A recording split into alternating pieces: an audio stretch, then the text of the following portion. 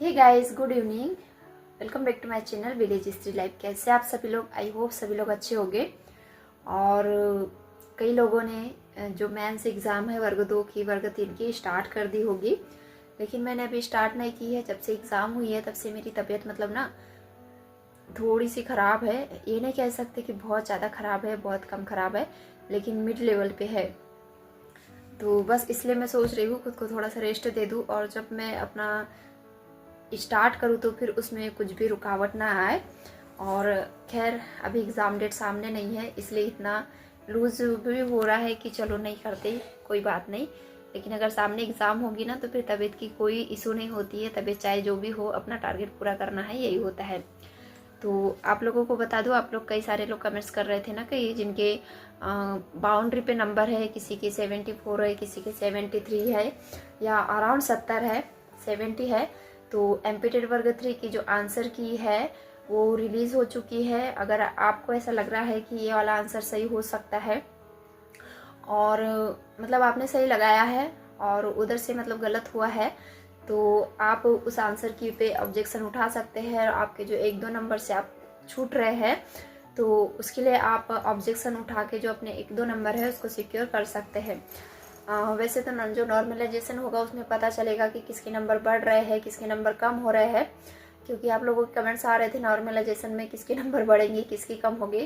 तो जो नॉर्मलाइजेशन होता है ना, जब रिजल्ट आता है, मेन रिजल्ट, तभी पता चलता है कि किसके बड़े हैं, किसके कम हो गए हुए हैं, और किस बेस पे बड़े हैं, किस बेस पे कम हुए हैं। वो सिर्फ और सिर्फ जिस शिफ्ट में एग्ज़ाम हार्ड होता है उनके अक्सर नंबर बढ़ जाते हैं, और जिन शिफ्ट में एग्ज़ाम थोड़ा इजी होता है उन शिफ्ट के नंबर थोड़े से घट जाते हैं।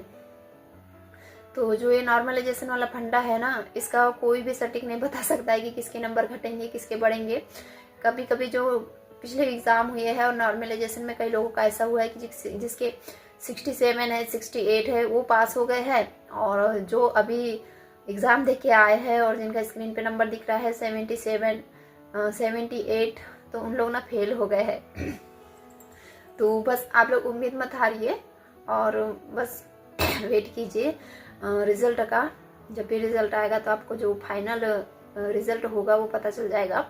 और रिज़ल्ट चाहे जो भी हो, जो अपनी होप है, जब तक हम हैं तब तक अपना होप नहीं हारना है, अपना जो उम्मीद है वो नहीं छोड़ना है, बस कोशिश करते रहना है। आज नहीं तो कल एक दिन जो सफलता है वो ज़रूर मिलती है। बस कुछ करने का जुनून होना चाहिए, अपने तरफ से पूरा 100% हार्ड वर्क करने का जुनून होना चाहिए। तो आज के वीडियो में यही बताना चाह रही थी मैं कि जो आंसर की है वो रिलीज़ हो गई है, तो आप लोग ऑब्जेक्शन उठा सकते हैं अगर आपको लग रहा है कि आपने सही आंसर लगाया है और उधर से आयोग की तरफ से कोई आंसर गलत आ रहा है तो। और सीटेट का भी एग्ज़ाम नज़दीक आ रहा है, 14 दिसंबर को है। तो जो इनका सीटेट का एग्ज़ाम है तो उन सभी को ऑल द बेस्ट, और बस अच्छे से अच्छा कोशिश करने की कोशिश कीजिए। सीटेट में सबसे ज़्यादा ज़रूरी होता है प्रैक्टिस होता है। जितना आप PYQ सॉल्व करेंगे, जितना आप प्रैक्टिस करेंगे, उतना ही आप एग्ज़ाम में बहुत अच्छा कर पाएंगे। क्योंकि पहले भी बताया है, आप लोगों को पता है, कई सारे वीडियोस आप लोगों ने देखे होंगे। सीटेट का जो एग्ज़ाम होता है होता तो ईजी है, लेकिन बहुत लेंदी होता है। उनको क्वेश्चन को समझने में थोड़ा सा टाइम चले जाता है, फिर गोला भरने में टाइम चले जाता है। तो इसलिए आपकी प्रैक्टिस बहुत ज़्यादा ज़रूरी है सीटेट के एग्ज़ाम के लिए। किसी ने कमेंट्स किया था कि आपका सीटेट का एग्ज़ाम है क्या, जो मैं सीटेट के वीडियोस बना रही हूँ। तो मेरा सीटेट का एग्ज़ाम तो नहीं है, लेकिन मेरा सीटेट क्लियर है 102 नंबर से। और होता है ना, जैसे अभी मैंने सीटेट कर लिया है, लेकिन सीटेट की कहीं मुझे ज़रूरत नहीं पड़ रही है, क्योंकि मैं अदर स्टेट में अभी नहीं डाल पा रही हूँ। लेकिन कहते हैं ना, मेहनत कभी भी बर्बाद नहीं होती है। मैंने जो 1 साल तक सीटेट में अपना दिया है ना, 1 साल सीटेट में, उसका जो बेनिफिट है मुझे वर्ग 3 में डेफिनेटली मिला है।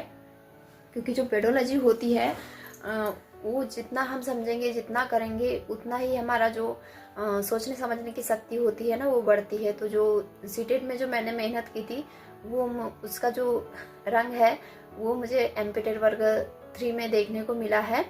और पता है, मैं सोच रही थी जैसे एमपीटेड वर्ग 3 का नोटिफिकेशन कब आएगा। पहले उम्मीद थी कि वर्ग 2 का आएगा, उसके बाद वर्ग 3 का आएगा, लेकिन अभी कोई भी मतलब नोटिफिकेशन रिलीज नहीं हो रहा था MP का। तो मैं तो ये सोच रही थी कि मैं डबल से सीटेट का फॉर्म डाल दूँ, ताकि जो मेरी स्टडी है वो कंटिन्यू रहे। क्योंकि होता है ना कि ह्यूमन बीइंग का जो नेचर होता है, जब तक हम ना पढ़ पढ़ के भी थक चुके होते हैं, अगर हमारे सामने कोई टारगेट होता है तो उसको करने में हम जी जान लगा देते हैं। अगर हमारे सामने कोई एग्ज़ाम है तो उसको हम क्रैक करने के लिए जी जान लगा देंगे, पूरा 100% देंगे। लेकिन हमारे सामने एग्ज़ाम अभी 1 साल है, 2 साल है, उसकी डेट ही नहीं पता है कि कब होगी, तो कहीं ना डिमोटिवेशन आ जाता है, थोड़ा लोन सा फील होने लगता है। तो मैं यही सोच रही थी कि फिर से मैं सीटेट का डाल दूँ और सीटेट पेपर 2 का, ताकि जो मेरी स्टडी है वो कंटिन्यू रहे और वर्ग 3 में वो काम आए। तो इसलिए अगर आपको भी ऐसा लगता है कि अभी हमारे समय कोई एग्ज़ाम नहीं है और आप टीचिंग फील्ड में तैयारी कर रहे हैं, तो आप सीटेट कई बार दे सकते हैं। हाँ, ये है कि थोड़ा सा आने जाने का खर्चा बढ़ जाता है, एग्ज़ाम फॉर्म का खर्चा बढ़ जाता है, लेकिन उन खर्चे के बदले में जो हमें अनुभव मिलता है ना, वो बहुत अच्छा होता है, बहुत काम आता है वो हर एग्ज़ाम में। तो बस यही है। और जिनका भी एमपीटेट वर्ग 3 का 3 में रिजल्ट थोड़े नंबर से कुछ कम ज़्यादा हो रहा है, तो आप टेंशन मत लीजिए। जब तक फाइनल आंसर नहीं आ जाता है, मतलब जब तक फाइनल रिजल्ट नहीं आता है तब तक, और फाइनल रिजल्ट चाहे जो भी हो, फिर भी आप अपनी कोशिश करते रहिएगा और देखिएगा कि आपका किस टॉपिक कमज़ोर है, कौन सा टॉपिक कमज़ोर है, कौन सा टॉपिक अच्छा है। जो टॉपिक कमज़ोर है उसको ज़्यादा से ज़्यादा करने की कोशिश कीजिएगा, प्रैक्टिस कीजिएगा और रिवीजन कीजिएगा। तो चलिए, आज का वीडियो ना यही एंड करती हूँ। आई होप आप लोगों को मेरा वीडियो पसंद आएगा। अगर वीडियो थोड़ा भी पसंद लगता है, थोड़ा इन्फॉर्मेटिव लगता है, थोड़ा यूजफुल लगता है, तो वीडियो को लाइक कर दीजिएगा, शेयर कीजिएगा, एंड चैनल पे नए तो चैनल को जरूर सब्सक्राइब कीजिएगा, ताकि हम सब लोग मिलके एक दूसरे का हौसला बने, साथ दे और अपना जो सपना है उसको पूरा करने की 100% कोशिश करें। Bye bye, take care.